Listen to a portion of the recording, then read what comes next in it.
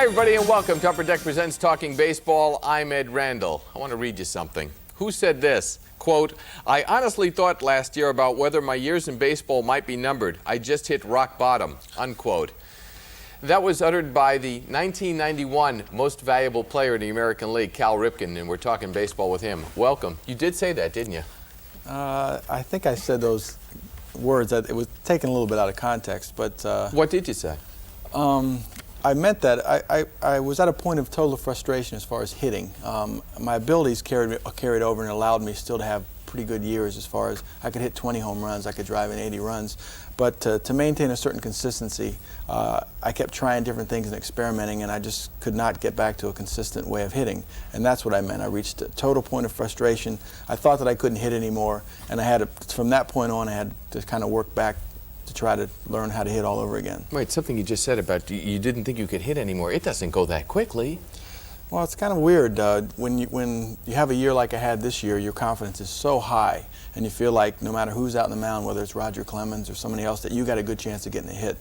But it works exactly the opposite. When you're not getting hits and you don't feel very good, it doesn't matter who's on the hill out there. And even in batting practice, it feels like you can't hit. So yeah, it comes and goes that quickly. A third of the way into the season last year, you're hitting .209, and I'm not going to dwell on the negative. We're going to get to the MVP in just a moment. You're hitting .209 a third of the way into last season, and then you finish with career lows in batting average and home runs.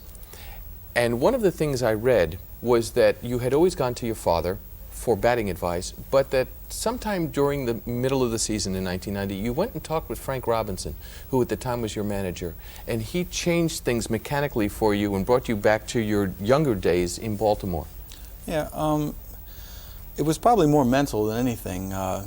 Again, I was in my 9th year in the big leagues or whatever, and I needed somebody that had experienced the same things that I was experiencing at the time. And I looked around the clubhouse, and the only one that really had gone through what I was going through, starting out your career, going to the middle of your career, and maybe now I'm right in the middle of my career, was Frank Robinson. And so I just went into his office and we talked for a little while, and he shared stories similar to the ones that I was going through. He said, heck, I thought that I wasn't going to get a hit again in 1965, and he went on to tell me stories like that.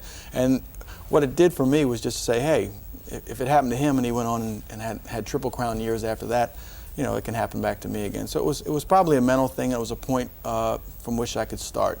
It didn't mean that I wasn't going to go to my father ever again for instruction, but it just so happened that Frank was the only one that could say those words and really sink in at the time. And it's an interesting analogy to bring up 1965, because that was the last year before that disastrous trade. It was his final year in Cincinnati, and then the following year he goes on and wins the Triple Crown in the American League. In '66, his first year in Baltimore, and takes him to the World Championship. For you to have taken your average from .209 to finish at .250, obviously what Frank told you paid off, and of course transcended itself into 1991 and continued. Yeah, it was just a matter of trying to get back to the basics. That's probably the most overused expression in baseball, see the ball and hit it. But what I did was, in the process of experimenting, opening your stance, closing your stance, standing straight up, spreading out, I didn't know how I felt comfortable standing in the box. So what I did was first spread out a little bit, put a little flex in it, and tried to let the ball come to me. That was the most elementary part of hitting that I had learned. You want to see the ball, let it come to you, and then be quick and short. And so I remember what Frank said very well. He says it's not going to come overnight. He said you're going to have to work at it, and you're going to have to teach yourself all over again. He said I had to do the same thing. And so I accepted to that. And when we went into the rest of the season, some good signs started to come from that. I drove a couple balls to right center field. I hit a home run to right field, which I hadn't done in a long time. And I said, well, these are some good signs. This is what I used to do.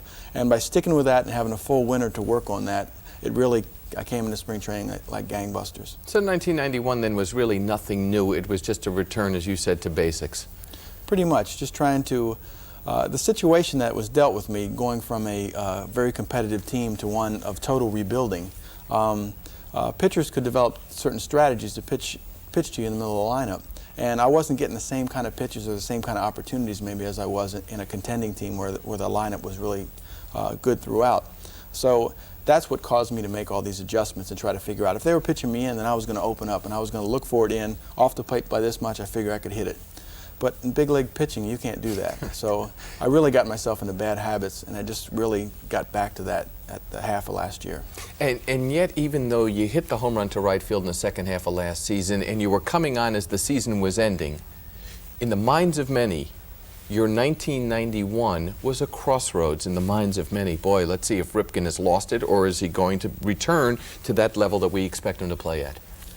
Well, at that point, I didn't look at it as a crossroads. My starting point was when I was at 209, and that's what I meant by rock bottom. Rock bottom for frustration, not necessarily that my career was over at that point and I could never play baseball again. But that was a low point. That was probably the lowest point I've had in the big leagues. And I looked at it as a starting point, and then after the season was over, I wanted to continue. I felt I was improving just like I was at 18 years old again, and I could take that into the season, and next year was going to be better. I didn't look at it as a crossroads. And it was such a good year that in the recent Elias rankings of all baseball players, which are used mostly for the purposes of free agency, Cal Ripken scored the second ever perfect score in the 11 years that they've been taking those rankings. The other one was Don Mattingly. We will explore his incredible MVP season as Talking Baseball continues after this word from Upper Deck here on Prime.